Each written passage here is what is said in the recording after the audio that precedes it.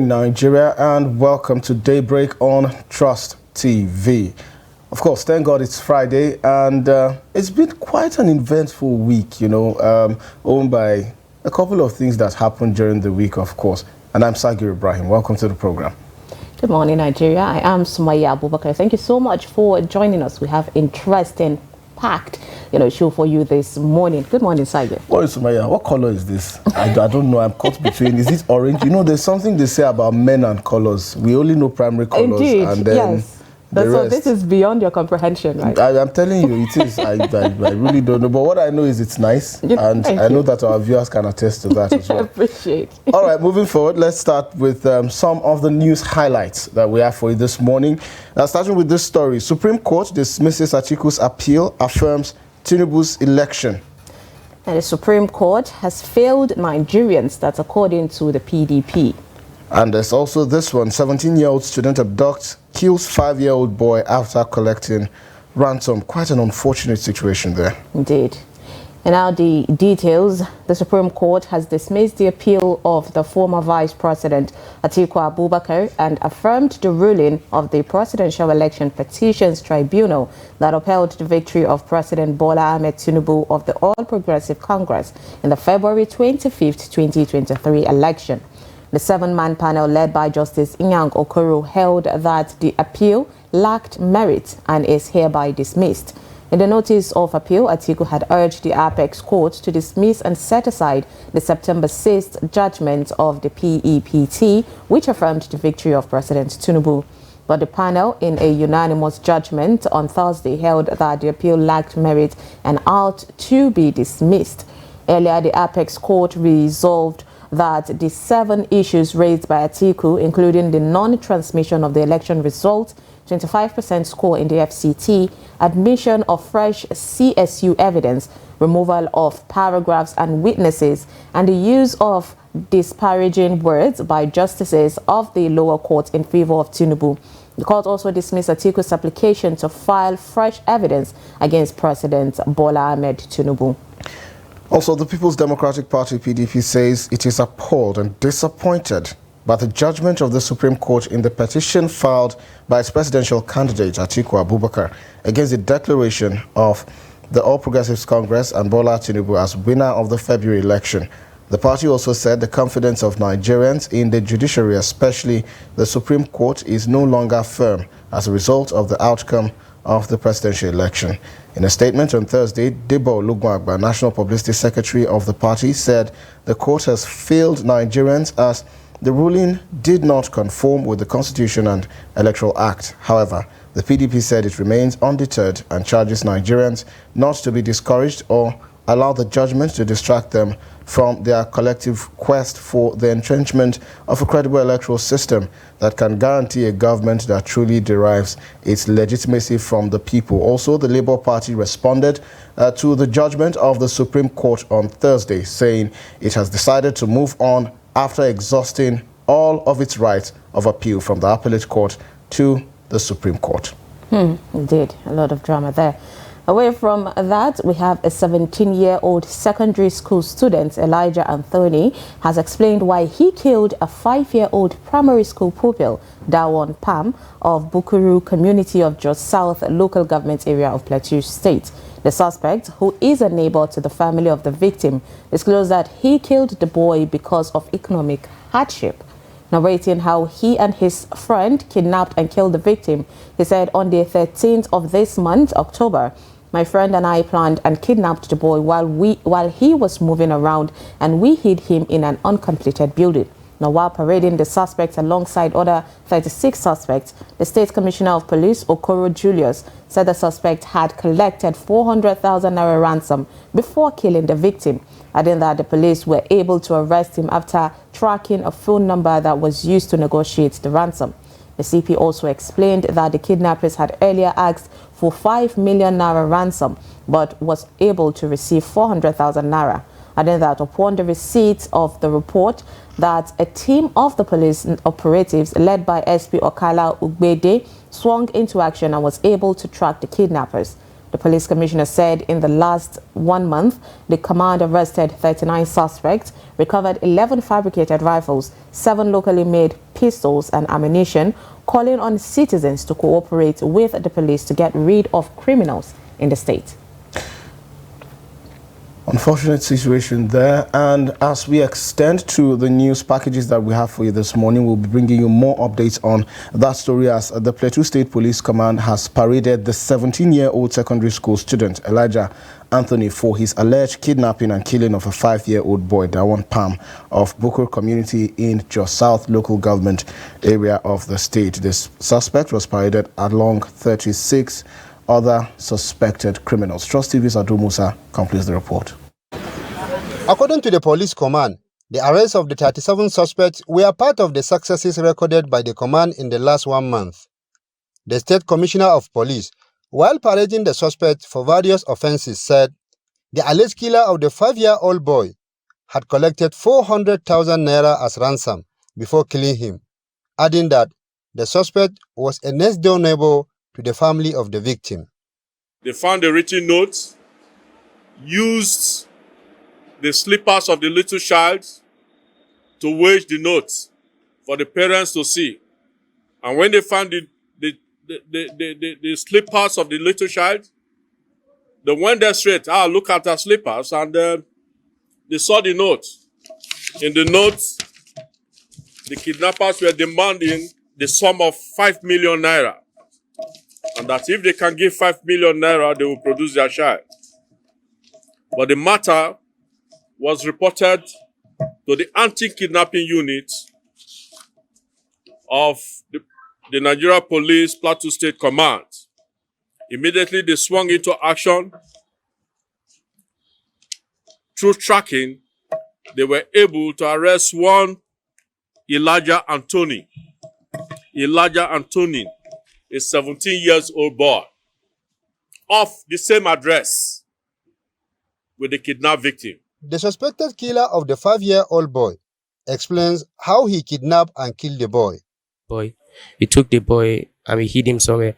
So later in the evening, the family of the boy came, they were looking for him. I pretend to even search looking for the boy too. When we searched for the boy, he wasn't found. No, we did not, because I did not even lure them to where we hid the boy. The boy was hidden inside an uncompleted building. So 5 days, we began to demand for some ransom first of all. After we demand for those ransom, 5 days later, the boy was killed. Who killed the boy? I did, sir. What do you used to use? We strangled him. I strangled him. The command also paraded an 80-year-old man for defiling an 11-year-old girl. An 80-year-old man was arrested for defiling an 11-year-old girl. He lured the girl into his house and had carnal knowledge with the young girl. The 80-year-old man explained why he defied the girl. I say, she stayed in my sight.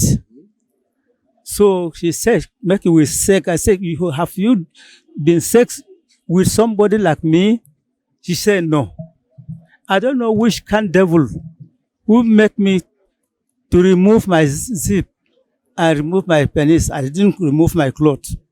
The police commissioner informed that in the last month, the command had arrested 39 suspects, recovered 11 fabricated rifles, 7 locally pistols, and 23 ammunitions. He called on citizens to cooperate with the police to get rid of criminals in the state. Ado Musa, Trust TV News, Jos.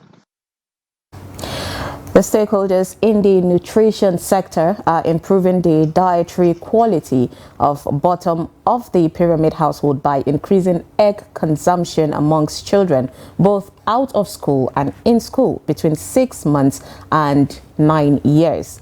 This, they say, is because access to safe and nutritious diet is a fundamental human right that ensures food systems transformation, improves nutritional outcome, and guarantees the balanced nutritional needs for the vulnerable population. The report.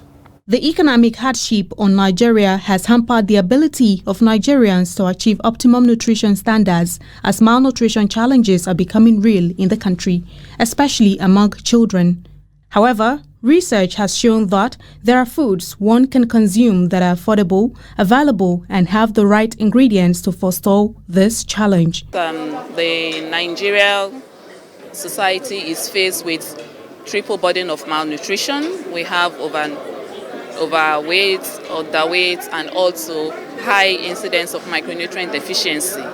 So this enhanced access to nutritious diets will ensure that children between 6 months and 9 years old have access to egg at least once a week, which will boost their protein, the protein that they will be getting, because we all know egg is very, very rich in protein. It's rich in fat and other minerals. We found out that eggs, although very nutritious, were not commonly consumed, especially by those who need them the most, our children, because eggs are full of proteins and nutrients that are critical to the growth of a child. And we found very small numbers of our people actually were feeding eggs to their children for many different reasons. This perception of affordability, eggs are actually the most affordable form of protein that we have currently in Nigeria. On the part of the Ministry of Humanitarian Affairs and Poverty Alleviation, there is a restructuring of the National Homegrown Schools Feeding Program and an expansion to include out-of-school children, military and paramilitary schools to achieve its goals. The federal government did lots of funding of this program, but it wasn't properly monitored. So that's why at this point, we are putting so much emphasis on the monitoring, that's the M&E of this program. We are making sure that we get to the grassroots, to the community, to ensure that the list of a child that needs help or that needs to be part of the homegrown school feeding is being met. That's why for now, we are not actually feeding, we are trying to restructure the program. So we are going to start effectively in second week of January. We will ensure that every child has at least one egg a week at least. And that's why we are coming up with a menu for every state to ensure that we focus on the children's nutrition. To this end, households are encouraged to implement this intervention in a bid to prioritize safe and nutritious food as a way of life. Aisha Salihu, Trust TV News, Abuja. And concerned stakeholders in Nigeria have called on regional bodies with a history of colonialism to enhance their support for the Palestinian struggle by endorsing the BDS movement. The call is in response to the policy of silencing and intimidation pursued by Israel against anyone critical of its behavior and demanding the implementation of international humanitarian law. Habiba Ajayi has more on the details. A few weeks ago, the world witnessed with horror as Israeli airstrikes continued to devastate Gaza, leaving destruction in their wake. The Palestinian ambassador to Nigeria condemned the campaign launched by Israeli leaders and their Western supporters against United Nations Secretary General Antonio Guterres for speaking the truth about Gaza.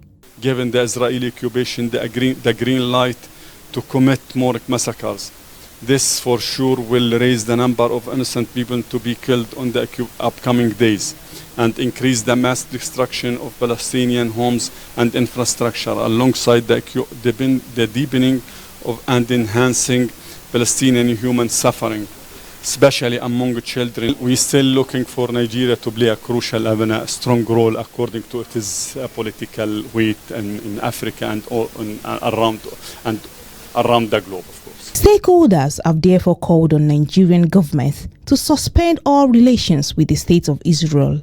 As Israeli cuts of water, electricity, food, and is bombing escape routes, such as those of the Rafah closing, with the intent of ethnically cleansing Palestinians from their land, both through death and displacement.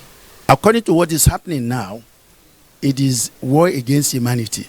They even bought the Orthodox Church. What they are opting for is that the Aqsa Mosque must be demolished for them to build their synagogue.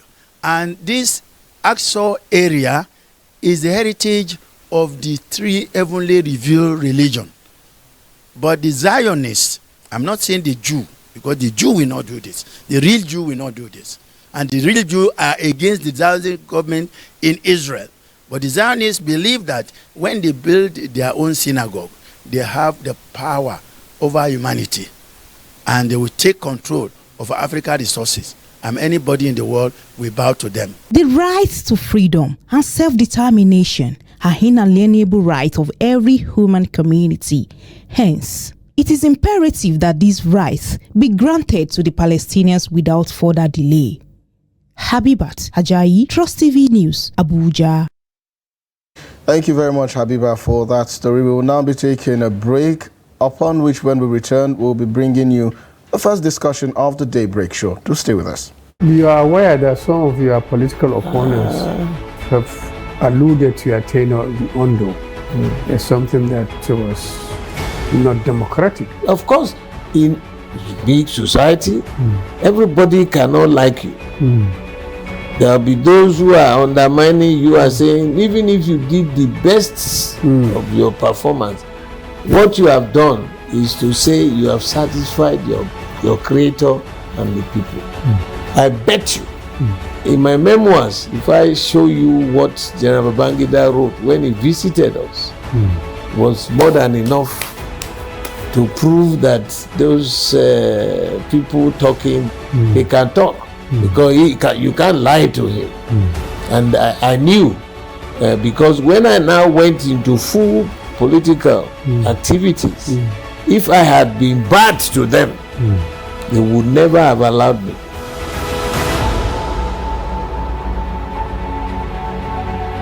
It was never a consensus. We did all our best. You see, in politics, you give your contribution to the best of your ability. If you want, I'll forward to you this statement. You go to this bank and verify.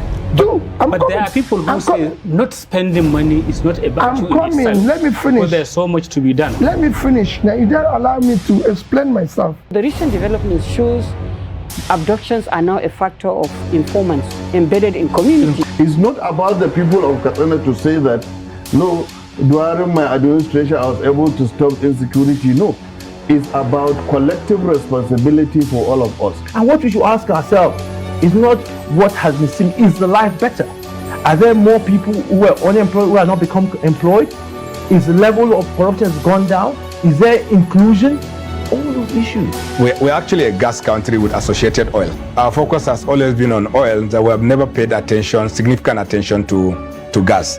To do it effectively, we need to have honest conversation with ourselves. Government needs to come down from its high horse and communicate with the people and build trust. There must be a solution. We cannot continue this way. They must come back to the table and agree. So whose child will do deny education? All these children that sit for jam, they want to go to higher institutions. But just a short while ago, you were saying that why bring 10 children when you cannot cater for them? So why bring more universities when you cannot cater for the existing?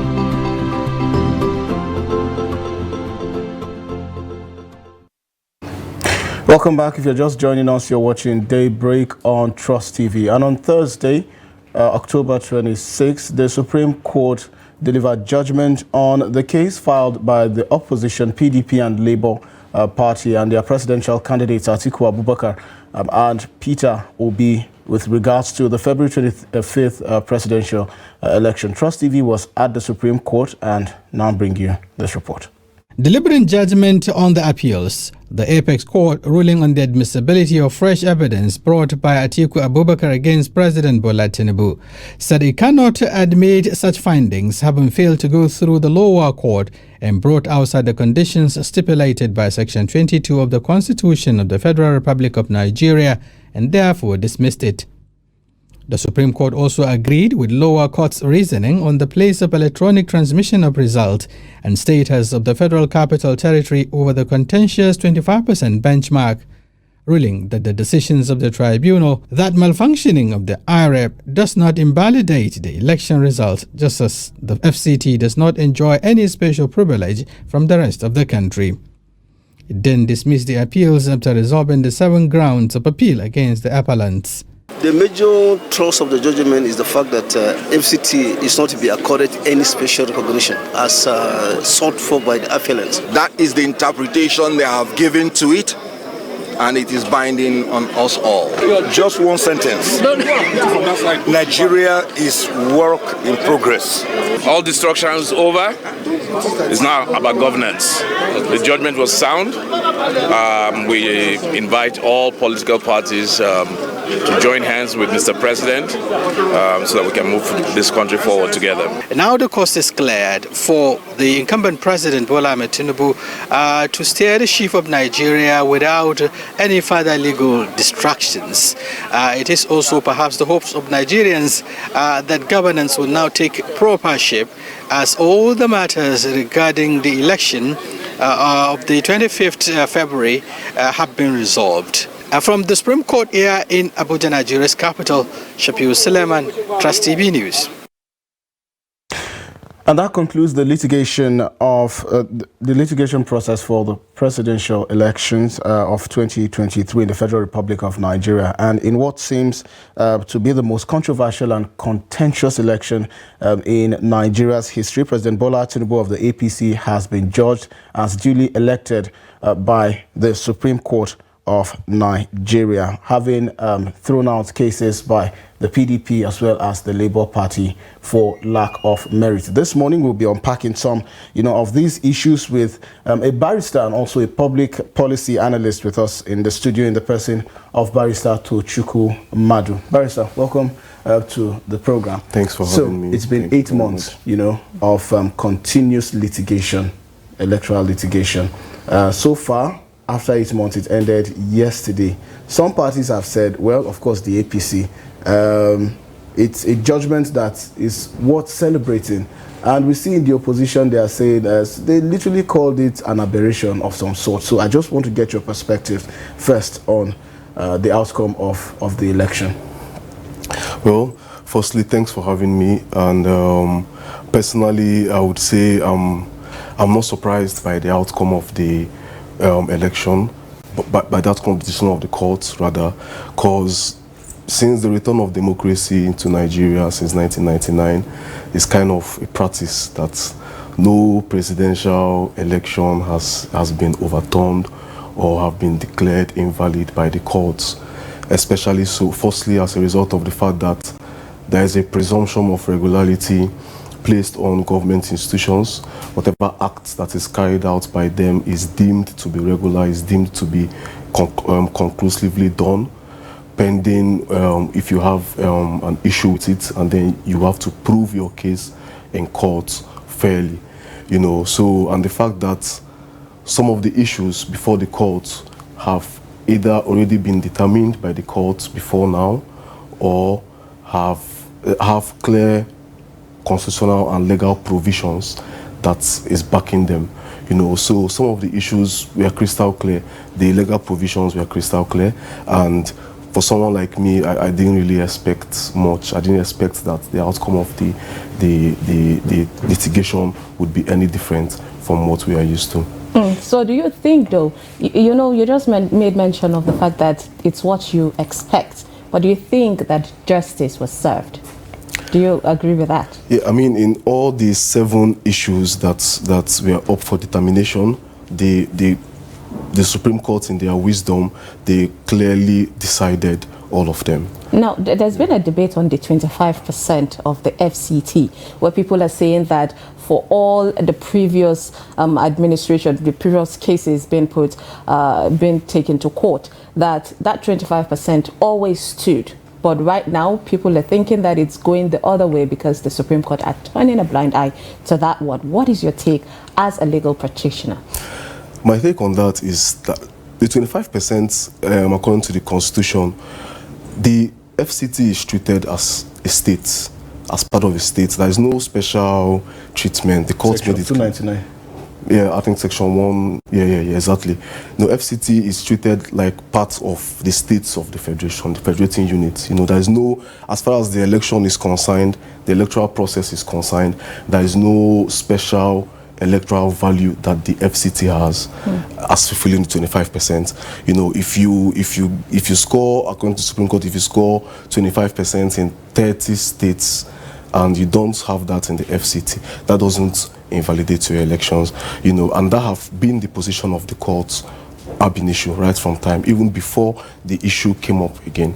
That has been the position of the court. That has been the interpretation that I have known that constitutional provision to be, and other lawyers have known it to be as well. There is no special electoral value that the FCT has. You know, I think that was just an academic debate before now. Okay, so talking about the issue of the FCT, I think it would be good to read out some of the pronouncements made by the judges during the delivery of the verdict, one of which is the 25% in FCT is not necessary to become president of Nigeria. Another one is the Supreme Court says no evidence to prove, you know, that President Bola Ahmed Tinubu forged his certificate. There's another one that says the IREF portal is not a collation system. The IREF portal doesn't stop the collation of results, which is manually done. And you would, you know, allude to this even more because even INEC, when setting up the rules of engagement for the election, adopted the use of the IREF and also manual collation of results in the event, you know, that the IREF portal for some reason does not work. Moving further, the Supreme Court dismissed Atiku Abubakar's petition against INEC on the functionality of the IREF portal. Now, talking about all of these issues, is this a vindication for INEC? Because, I mean, right from the beginning, INEC stood by its election, stood by its outcome, stood by the process. So does this finally vindicate INEC having, you know, put out or put together and prosecuted an election, and especially ahead of the off-cycle election, as especially we see that trust in INEC has actually dwindled over time? Yes, I feel like it's not completely a vindication on the part of INEC, because when an institution of government that is clearly funded, that presented a budget, and, you know, for the past 1 or 2 years have gone ahead to tell Nigerians that the results would be electronically transmitted. And I keep saying that was the only area, that Nigerians held to heart. Like, they really wanted to see the results electronically transmitted, because if that had happened and that was how the results were collated, we are very sure that most of these issues will not be springing up by now. You know, so for the fact that INEC did not go ahead with the guidelines that they had set out does not completely vindicate them. And even if the courts have said that, oh, INEC can decide whatever means that they want to in order to collate the results, you know, and it will be valid, it does not mean that INEC have done well or INEC will be completely vindicated. Now we have elections that are coming up in Imo State, in Bayelsa, and in Kogi State in November 11th. And INEC have gone ahead to say that they would still transmit, to make that promise to us. And Nigerians are also watching them, you know, and we're expecting it to be so.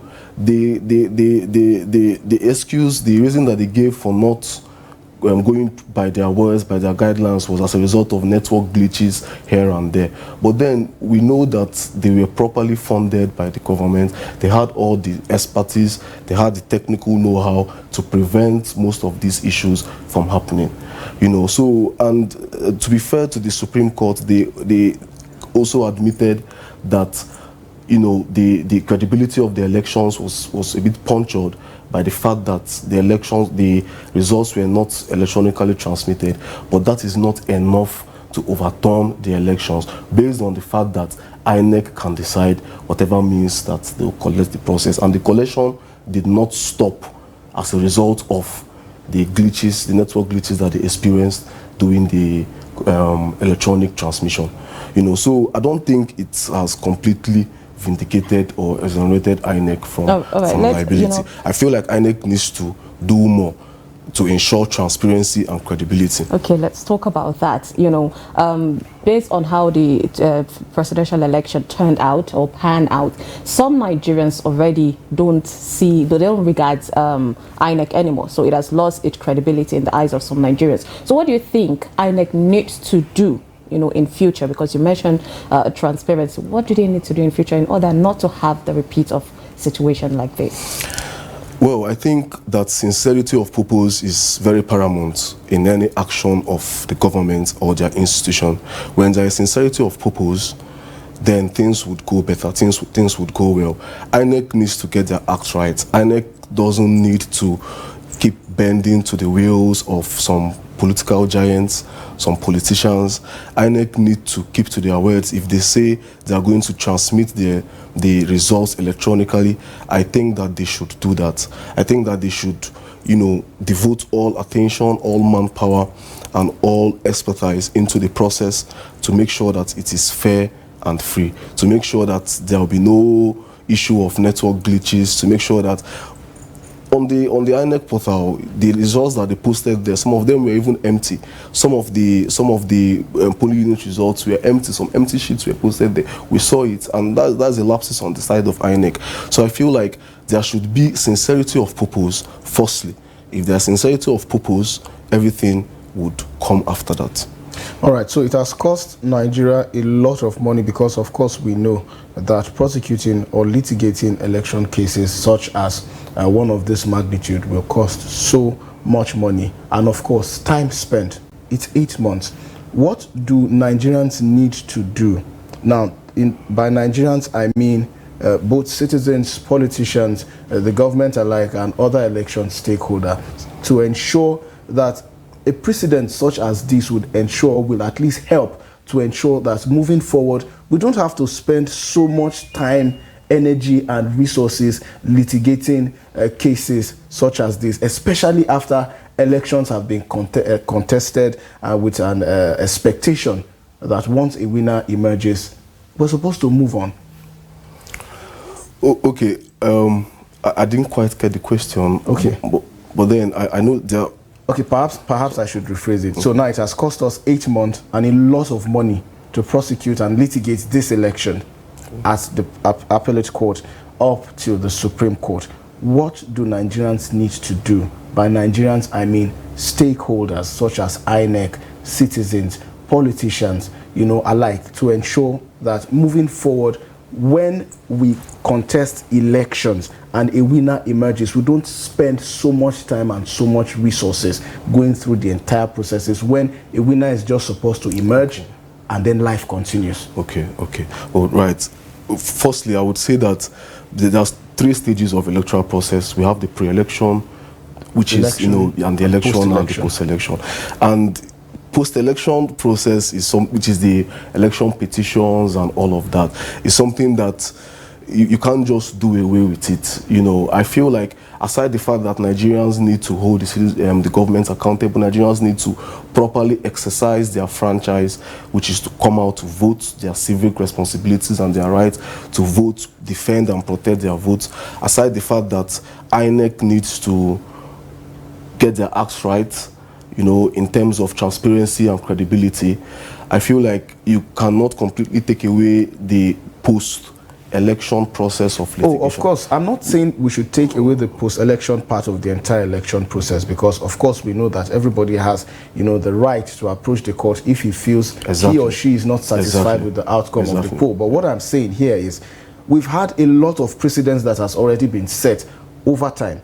With the one that has been set from yesterday, do you see it reducing the time, the energy, and the resources that we spend? Because it's looking like, the more we contest elections, the more the litigation process becomes more and more tedious. 8 months is such a long time to determine who is actually president and who actually won, election in a country. In 2019, it didn't take us this long. Yeah. In 2023, it's taking us this long. What happens in 2027? Is it going to be longer? So I'm saying, why aren't these precedences set enough such that for every time that a case or an election will be litigated, we have lesser and fewer times?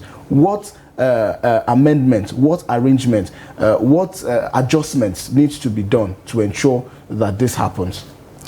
Well, to be fair, there have been, before now, it used to take even a longer time to settle all electoral disputes in court. It used to take even 2 years. The His Excellency Dr. Peter Obi's electoral tribunal case in Anambra State lasted for a very long time, almost for more than 3 years or so. But with time, our electoral jurisprudence has changed to give effect to 180 days to completely determine the suits. And the proving your case in electoral petition is so generous.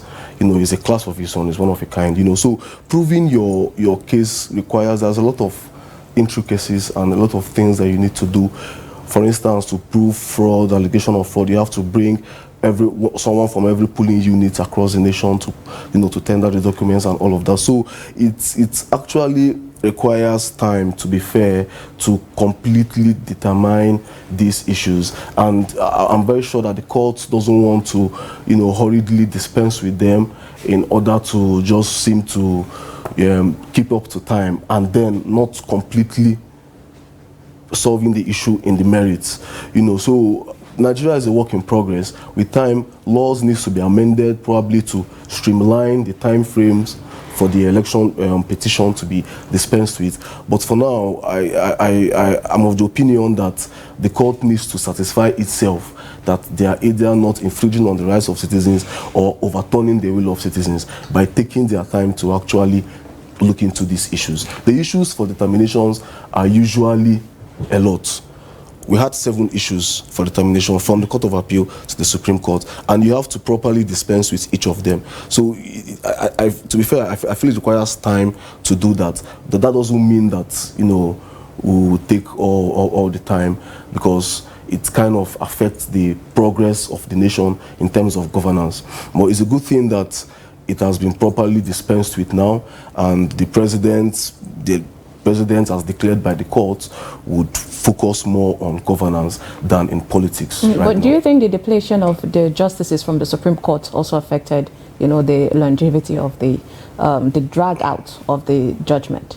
The what? Sorry? Depletion, like the justices retired, and we have number, instead of 21, we have, I think, 10 now, because there's another one retiring at the end of October. No, I don't think so. There's a particular quorum that is needed to properly dispense with these matters in the court. So once we have that quorum, I don't think the depletion of the justice contributed to it. All right, let's away from that. Let's talk about the CSU saga. We saw the PDP bring out or say that they have fresh evidence, in order to add to the case, but then the Supreme Court turned it down.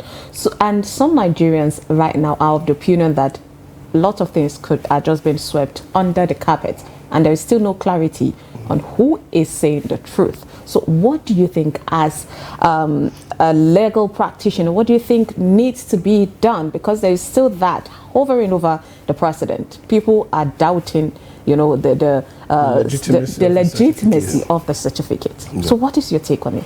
Yes, forever until the end of times, that is going to be a permanent dent on the president's image, unfortunately, but as far as the election tribunal and petition is concerned, the Supreme Court, according to the laws, they are not supposed to, accept fresh, if they are sitting on appeal They are sitting on appeal from the Court of Appeal.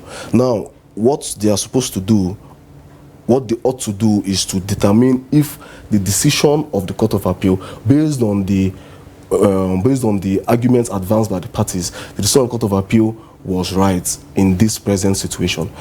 So they were not supposed to admit, to be fair, they were not supposed to admit fresh evidence, no matter how compelling the evidence are. If those evidence were not tendered at the trial court, which is the Presidential Electoral Petition Tribunal, you cannot come to be fair with all the lawyers that were on the issue, you cannot come with, they know that for sure. You cannot come to the Supreme Court with fresh evidences to that effect.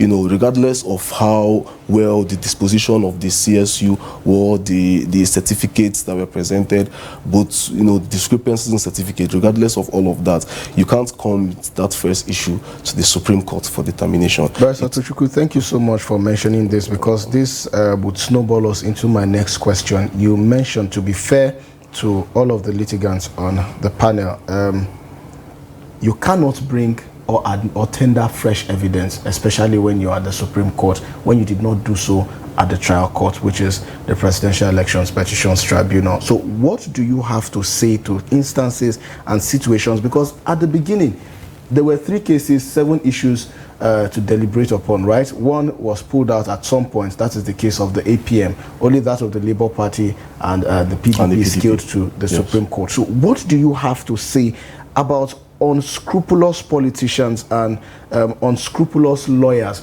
who know from the beginning that they do not have a case, they do not stand a chance in court, but still go ahead to waste this same time, resources and energies of Nigerians just to push through and drag a process, probably for their own gain, probably to see what would come out of it? But what do you have to say in this situation? Because we've seen this happen time and time again since the return of Nigeria to democracy, and it's seeming like nobody is really saying much about this situation. Yeah. Well, I know that politicians are optimists. And, incurable optimists. Yeah, some people will say they're even hopeless optimists, But then, I just feel it's a situation of, well, on my own opinion, is not right. When you know that this is crystal clear, you don't stand a chance to whether to win in court, or you should not even waste the time of the court or waste Nigerians' time. Honestly, because sometimes it looks like they are just trying to bungle up as much as possible and throw at this candidate to see what will stick. And there's this saying that it's time for the lawyers to eat their own. Exactly. Exactly.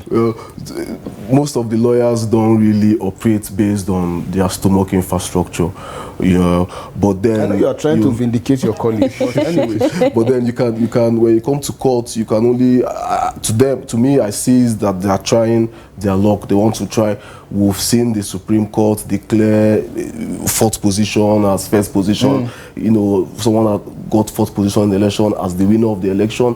We've seen some kind of things happen, the Supreme Court, based on their wisdom and the facts on board. So I think most of these issues that goes some sideways, you're just being very diplomatic. it kind of gives them hope. It kind of gives them courage to keep pushing. Oh, let's go to court. You never can tell how it will go when we present this evidence or present that evidence. That's not to say that it is right. I feel like when you know the position of the law and the facts available to you with the evidence, you should be able to just call it quits when you need to. Okay, so we're going to another one now, because I'm happy that he mentioned all of these issues. He keeps leading you to the direction by himself. Yes, so we talked about the wisdom of the Supreme Court declaring number 4 as number 1. Doesn't this also add to the problem and embolden these people to want to try? Because for me, it's looking like a classic case of try your luck. Isn't this some of the reasons why this continues to happen? That is one. And secondly, isn't this the reason why we need to have sort of a sit down to have perhaps an evaluation or a reassessment, of some of the issues that have happened in time past with regards to the judiciary, and probably chart a course towards amendment? Yes. On your second point, I strongly believe that it has gotten to that stage. It has gotten to that stage where, okay, but the courts would look at their previous decisions. The Supreme Court is the highest court of the land, and there is no appeal other than appeal to God from the Supreme Court. So when they sit on a matter, their functions official, that is the end of it. But then there is still a provision, there is still an avenue for a review of their decision. So I strongly agree with you, especially on the second point, that time has come to actually do something to end these continuous litigations, because some of us, as far as we are concerned, most of them, they are pointless. Well, most of them are still driving to a particular point, because in every decision of the court, a new policy line, a new policy direction has been given, a new case law has been given that will serve as precedence. So the court should be wary as well not to set a wrong precedent that would haunt the electoral jurisprudence forever, just like late Justice Weze of blessed memory mentioned. So I agree with you on your second point, most especially that something needs to be done to kind of put an end to it. And like we said, it's as a result of the fact that some issues that have gone to the court that normally people would think would go a certain way, just straightforward issues, had gone the other way. So it breeds hope in these politicians to keep going to court, And some of them kind of go to court in search of settlements. I may be contesting for this position now.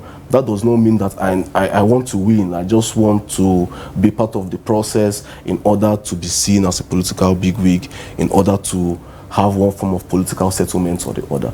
So some of these politicians keep pushing, going to court in order for the opposition or for the respondents to call them, or you come to the joint table. Let us plan settle out of court. Let us see how I can satisfy you and still have my position intact. Yeah, so it's different. It's like different strokes for different. Going to court doesn't necessarily mean that you want the court to determine your issue to finality. Okay. You may want to. I think I'm getting kind of the dynamics now. So it's let's start first. So when we start along the line, we would now see what do you think this is what played out in the case of the Labour Party and the PDP? Because of course, I mean, despite the fact that the issue of the 25%, had already been deliberated upon and verdict delivered, we still saw a repeat of that same prayer. When they submitted their suit at the Supreme Court. So do you think it's this case which you mentioned is similar, sort of, to what the PDP and the Labour Party did? I wouldn't know the minds of the actors in the PDP and the Labour Party. I wouldn't know their minds exactly in going to court, but I can be able to deduce from their their body language and from their political antecedents. Someone like Alhaji Atiku Abubakar, I'm wondering what particular political settlements that he may be hoping for from His Excellency Bola Ahmed Tinubu that would atone for the position of the presidency, for instance, if the court should declare him the winner. Someone like His Excellency Dr. Peter Obi, after all he went through, he was kind of the underdog when the process started, and we saw how it crystallized into a movement, a massive movement. After all of that, I'm also wondering what other political settlements that would satisfy him other than the position of the presidency. I kind of saw the genuinity in his campaign and his willingness to serve the people. So like I said earlier, I can't really say their minds. What about their lawyers? Of course, I can't also say their minds. Every lawyer gets paid for the brief or for the services, regardless of how it turns out. If it turns out in your favor or not, you will definitely get paid. You will learn from the process. You would get more experience as well in the process. So to lawyers is different. There's a lot of factors coming into play. When you get a brief now, every brief you learn from it. So regardless of how it turns out, you learn from it. you will see a different side of the story from it, and then you still get paid by it. All right. And to add to the opposition parties, side, I think one of them or someone, from an opposition party said they are expected, because they represent people, so they're expected to push forward and not just consent to defeat, just like that. So I was going to ask Sumi whether she has joined the opposition. You push forward regardless. Most of what we see right now, the outcome of some of the things that we've seen right now, is premised upon the foundation which the Electoral Act 2022, laid. So from the elections proper, like you said, from the pre-election to the election to the post-election, we see the influence or the shadow sort of the Electoral Act, in all of this. So, do you think, so far, if we should do a litmus test, that the Electoral Act has done well, at least better than what we used to have? Well, in some aspects, yes. In some aspects, yes, providing for the disability, the right for the disabled to vote, and one or two other things that the Electoral Act 2022 brought about, yes. But the highlight of that Electoral Act was the electronic transmission of results. That is the part of that Electoral Act that was in the heart of Nigerians. It seemed like that was the only thing that Nigerians held. That is the only area that Nigerians held on to.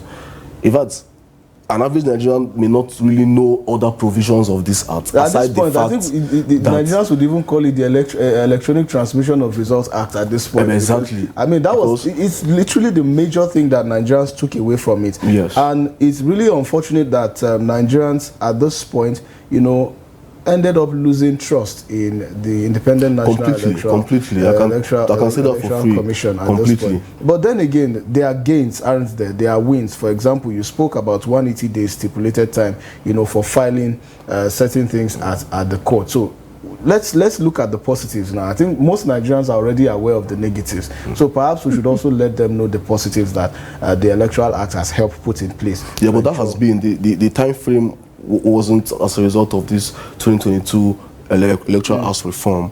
I think it happened before this particular reform. The time frame for litigating the cases. Yes. Okay. It is not new. I stand corrected. It's not new. That's fine. It's not new. So is like I said earlier, the one that was in the heart of Nigerians was that electronic transmission of results. Imagine whatever it is that happened in your polling unit. There and then, within minutes, if you go online, you're seeing it. It will make you happy. It will make you trust in the processes.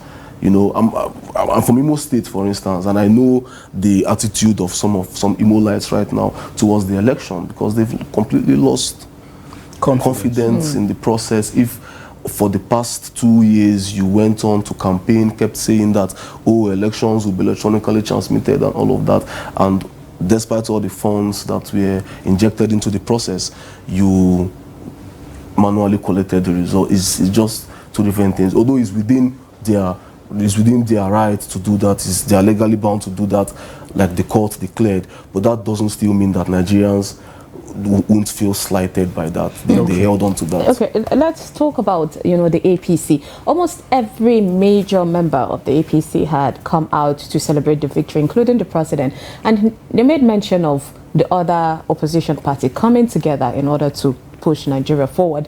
But then from the camps of the opposition party, there is this: no, we are having different agenda. We have different ways. So our agenda does not align. So we don't need to. So what do you think now as a citizen? What do you think? Because there is this: Nigeria is bigger than a personality. It's bigger than one person. So what do you think the opposition need to do, or the president need to do, in order to at least have everyone on board? Well, the president coming out to throw his arms open to welcome everyone on board is a good move, and we just hope, because it's usually the normal thing that every politician says, to be fair. You think it's just an exterior? Yeah, they say it just to either gain the popular support or to let everyone know that we don't have anything up our sleeves. But then they are doing something different. Okay. They are doing something different. The president may come out and say, I'm extending a hand of fellowship to all oppositions to come on board with me and move Nigeria forward. It's a good move, and two good heads are better than one. So when all these people come together, the country will definitely, and with sincerity of purpose, the country will definitely move forward, right? But when you make that statement and it's just, you know, you're playing lip service and you don't mean it, then behind the doors you do your thing without, it does not make any sense. And then the opposition should be a strong and robust opposition that will give constructive criticisms to the government to keep them on their toes. You know, to be fair, since the APC came on board in 2015, the opposition hadn't been really strong. The criticisms haven't been really strong, like we would have hitting them so hard, like we would have expected them to. A lot of things have happened in 2015. And no matter what, we still need the critics to come out. Yes, we need it. We need it. If everybody's on board, everybody's an OS member, everybody's moving forward. Who would point out the wrong and the ills of the? The president says he has extended his hand, you know, and he has opened his arms for all and sundry to, you know, we want to see beyond that. We want to see him actually move to the field and do that. We want to see him move and do that, like I think bringing everybody on board. He has one less case to worry about, so probably he would now face the issue of governance squarely without worrying about whether he's a legitimately elected president or not. But then again, Barrister Tochukwu Madu, thank you so much for sharing perspectives and insights on the issues and speaking so diplomatically when it always referred to your colleagues. So thank you so much for coming on the debate this morning.